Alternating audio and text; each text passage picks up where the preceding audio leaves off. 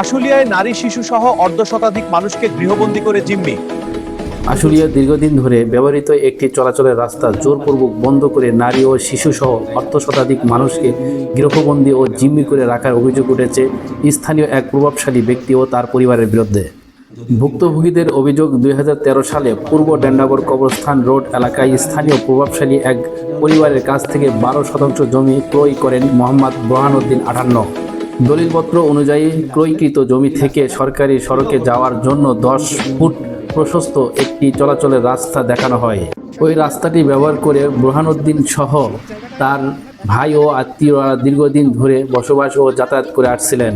পরবর্তীতে রাস্তা নিয়ে আর কোনো ঝামেলা যেন না হয় সেই শর্তে স্থানীয় ওই প্রভাবশালী ব্যক্তি ও তার পরিবার ভুক্তভোগীদের কাছ থেকে 3.5 লক্ষ টাকা নগদ গ্রহণ করেন বলে অভিযোগ উঠেছে। এক পর্যায়ে পারিবারিক আর্থিক প্রয়োজনের কারণে বুরহানুদ্দিন ও তার ভাইগণ ক্রয়কৃত 12 শতাংশ জমির ভিতরে ঘর দরজা সহ 12 শতাংশ জমি বিক্রি করার সিদ্ধান্ত নেন। এরপর থেকেই অভিযুক্ত পরিবার নামমাত্র মূল্যে বাজার দরের তুলনায় অনেক কম দামে এই জমি কেনার জন্য চাপ প্রয়োগ করতে থাকেন বলে ভুক্তভোগীদের অভিযোগ। পাশাপাশি অন্যত্র জমিটি বিক্রি করলে মোটা অঙ্কের টাকা দাবি করা হয় এবং পূর্বের রাস্তা সংক্রান্ত সমঝোতার বিষয়টি অস্বীকার করেন।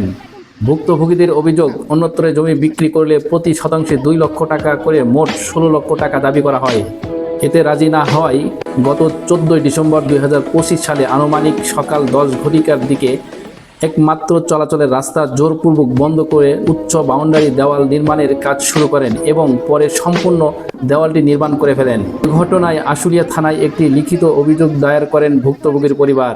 অভিযোগে মোসাম্মদ মারিয়া বেগম 55, মোহাম্মদ হজরত আলী 60 ও গোলাম মাওলানা 60কে বিবাদী করা হয়। অভিযোগে উল্লেখ করা হয়, বিবাদীরা ভয়ভীতি ও হুমকি দিয়ে রাস্তা বন্ধ করে দিয়েছে, যে কোনো সময় সম্পত্তি জবরদখলের আশঙ্কা রয়েছে। ভুক্তভোগীদের ভাষ্য, আশুলিয়া থানার উপপরিদর্শক শেখর মল্লিক ঘটনাস্থলে গিয়ে বিষয়টি সমাধানের চেষ্টা করলেও তা ব্যর্থ হন। পরে বাধ্য হয়ে তারা অন্য আইনগত সহায়তার জন্য বিভিন্ন সরকারি দপ্তরে আবেদন করতে শুরু করেন। ভুক্তভোগী বুরহানুদ্দিন সাংবাদিকদের জানান, বাজার দরে তাদের জমি বর্তমান মূল্য প্রায় 1,04 লক্ষ টাকা হলেও অভিযুক্ত মাত্র 70,000 টাকায় কিনতে চাপ দিচ্ছেন। এই প্রস্তাবে রাজি না হওয়ায় তাদের চলাচলের রাস্তা বন্ধ করে দিয়ে নানানভাবে হয়রানি করা হচ্ছে। স্থানীয় বাসিন্দাদের সঙ্গে কথা বলে জানা গেছে, অভিযুক্ত পরিবারটি এলাকায় অত্যন্ত প্রভাবশালী হওয়ায় তাদের বিরুদ্ধে কেউ মুখ খুলতে সাহস পান না। সরেজমিনে গিয়ে দেখা যায়, রাস্তা বন্ধ থাকায় কয়েকটি পরিবারের নারী ও শিশু অর্ধশতাধিক মানুষ অমানবিক অবস্থায় দিন যাপন করছেন।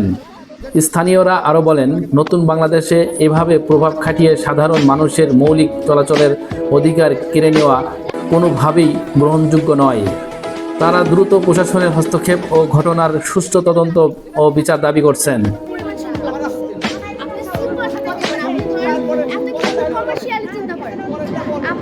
আপনার 2 হাত জায়গা আছে, ঠিক আছে, আমার প্রয়োজন আপনার সেই 2 হাত জায়গা দিয়ে হাঁটার, ঠিক আছে, আপনার কাছ থেকে আমি জায়গা কিনছি, কেনার পরে এমন 2 হাত জায়গা সম্পূর্ণ যেখানে আমার কোনো অধিকার নাই, ঠিক আছে।